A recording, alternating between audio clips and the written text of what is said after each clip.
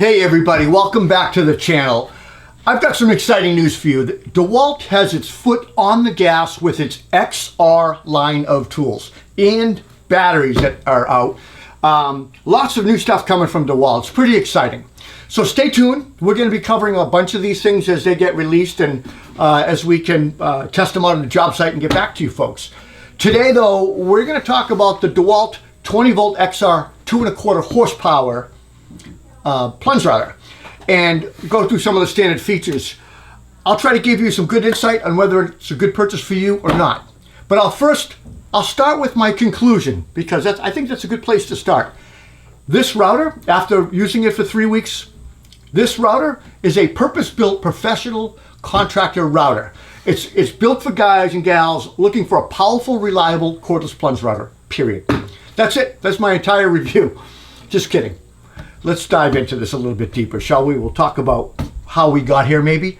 DeWalt, building on its experience with the successful 1.25 horsepower cordless router and its corded 2.5 horsepower model, they aimed to push the boundaries of cordless technology and drawing on that legacy, dating back all the way to Portacable days.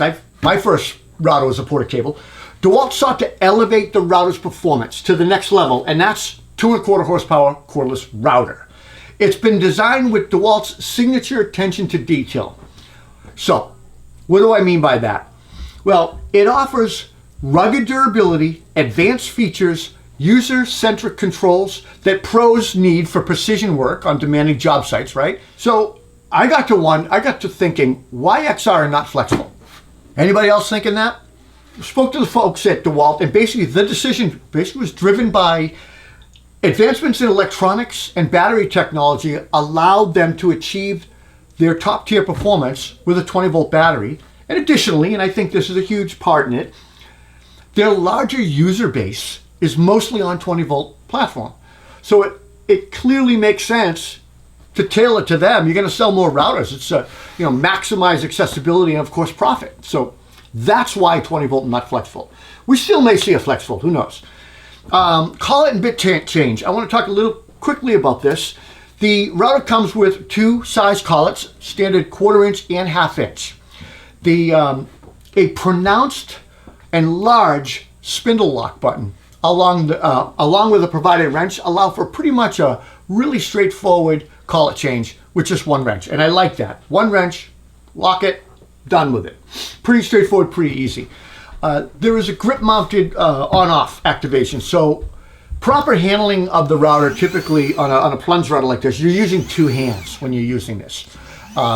And the router has really nice angled grips, which is ergonomically comfortable.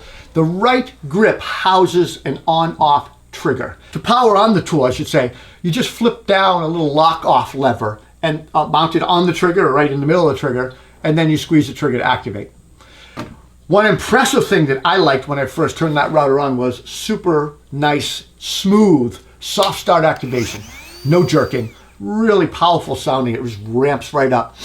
With the trigger integrated into the main handle, it's intuitive to continue the grip, to grip the finger and the trigger in one position while you're keeping the tool activated and routing. So it's really easy to just hold on to that and route. Alternatively, there's a lock-on switch located on the located by the right thumb if you really want to just lock it on and go, right? So talking a little bit about the plunge base depth adjustment stuff. The plunge lock lever is another highlight, actually, I'd like to talk about. It's located on the left grip, and it's been designed for precise depth adjustments, and it's inspired by DeWalt's 3.25 inch horsepower router. That's what inspired that lever. The lever's length and angle were adjusted for easier operation, and it provides a more ergonomic and comfortable user experience. So try that out. That angle's a little bit nicer. The new design reduces the risk of unintentional movement during plunge applications, allowing for smoother, more consistent, and controlled cuts. The router plunge motion is also is locked by default. To lower the router, the plunge lock lever is located by the thumb. It can be depressed and allowing a downward pressure against the springs. Releasing the thumb lever will lock the plunge lever at that height, or whatever height you desire. And the plunge lever can be locked in a down position with an audible click, which is nice. You hear it, that it's positive. The plunge motion is then free to go up and down with simple pressure on the handles, or lack of, without that need to have your thumb on that lever, which is nice. You can just go up and down smoothly. The router features a straightforward depth rod and depth guide markings that are pretty standard in all these larger routers. The router has a maximum routing depth of 3.15 inches. The rod can be easily locked and unlocked with a quick release lever. So this is all pretty standard stuff that higher end routers have. The base of the depth rod has the micro adjustment feature that can be manipulated by hand without any tools, which is nice. And additionally, the rotating turret stop, I should say it's a turret stop, has multiple passes through the cut features. So you can just adjust those tiers and drop cut or step cut. These stops do require a wrench to adjust, so we envision that these will seldom need adjusting once you dial them in, or but it's nice to have, right? If you're doing a stepped cut or something, you need to do that. All right, let's talk about the anti-rotation gyroscope system. So the wide dual handle grip really give you great control, right? You've got a wide, nice grip, good core strength, and great stability when cutting. However, this router has a ton of power, and it's meant for big cuts with large bits. So, and you hear the power when you turn this router on. Large bits combined with a lot of power often is a recipe for kickbacks or, torquing motions. Perhaps the greatest, best feature on this router is the anti-rotation gyro system. Borrowed from other DeWalt tools like their drills, the SDS drills and regular drills. This system senses motion automatically and shuts down the tool for added safety. If a sudden twisting motion is detected, the motor will immediately power off, saving the user the need to battle, maybe a potential out of control router, whatever. And you can force it to do it by twisting it as well.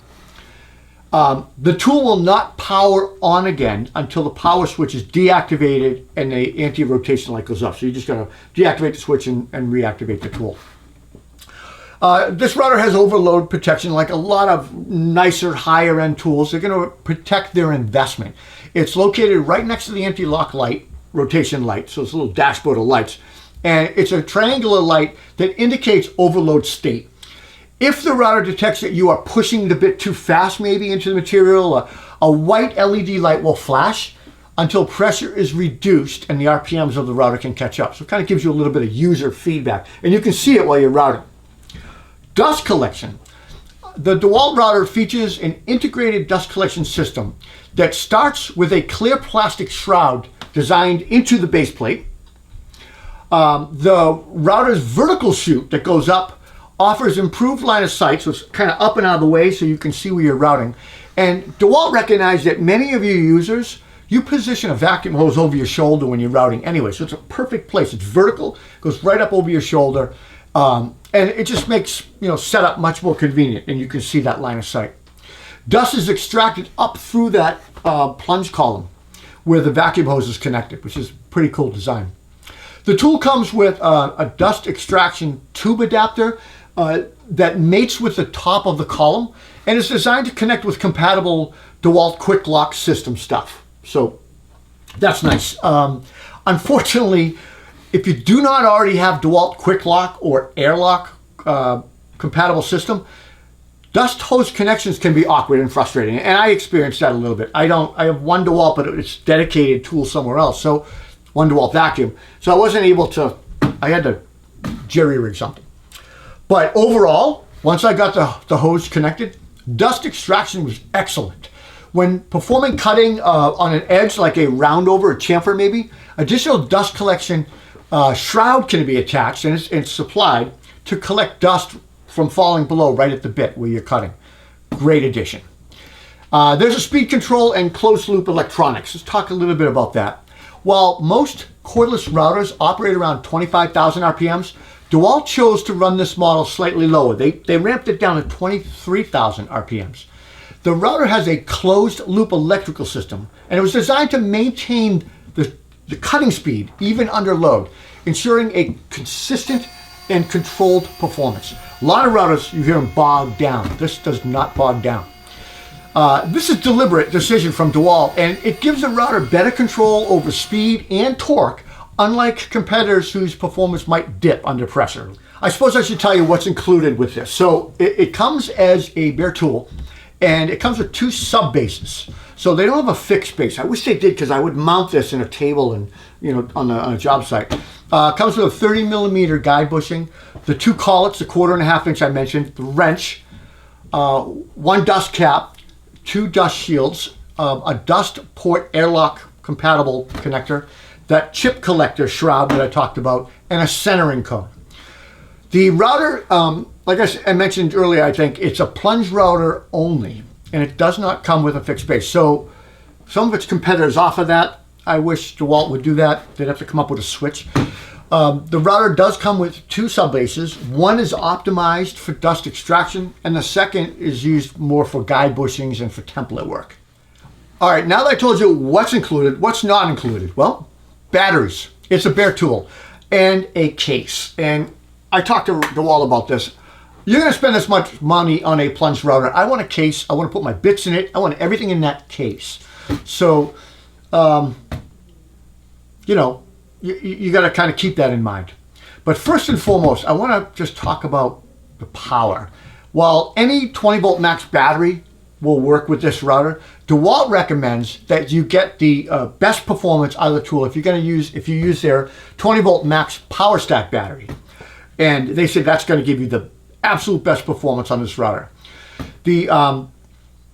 I will say that it doesn't come with, but it's available and compatible. You can get the edge guide or side fence, which is nice. Unfortunately, purchased separately. Speaking about purchasing, DeWalt is going to sell this only as a bare tool, and like I said, no case. I wish it had a case. I'd probably end up putting in a sustainer or some sort of L box or something. But it's currently priced at $349, bare tool at Acme Tools. I'll put a link in the purchase description below for you guys. It's our hope that they will soon offer this router kitted with XR batteries and a storage case. I'll pay the extra money. I want it in a case to protect my tools and my investment. And I want to throw all my bits in with it. Final thoughts.